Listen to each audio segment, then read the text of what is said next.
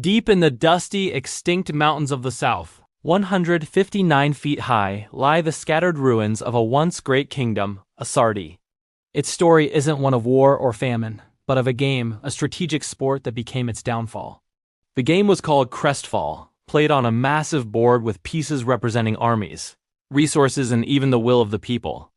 It was a test of wit, foresight, and deception, and the Asardi were masters.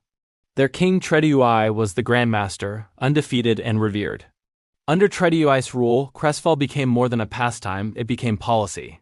Every major decision, from trade routes to military deployments, was first simulated on the Crestfall board.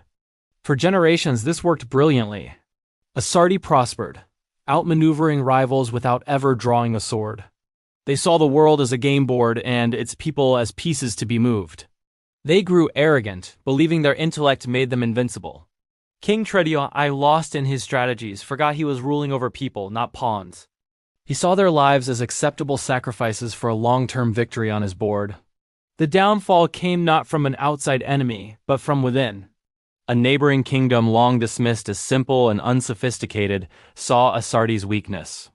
They didn't challenge them to Crestfall. Instead, they sent emissaries who spoke not of strategy, but of community. They offered alliance, shared prosperity, and respect. While Trediuai was busy plotting his next 10 moves in Crestfall, his own people grew weary. They were tired of being calculated risks.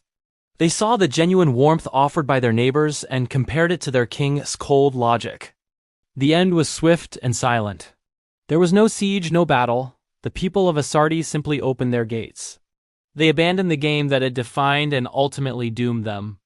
King Trediuai was left alone in his grand hall, staring at a Crestfall board where he had already won, but in a kingdom that no longer existed. The ruins of Asardi serve as a stark reminder. A leader who sees people only as pieces in a game will eventually find himself playing alone.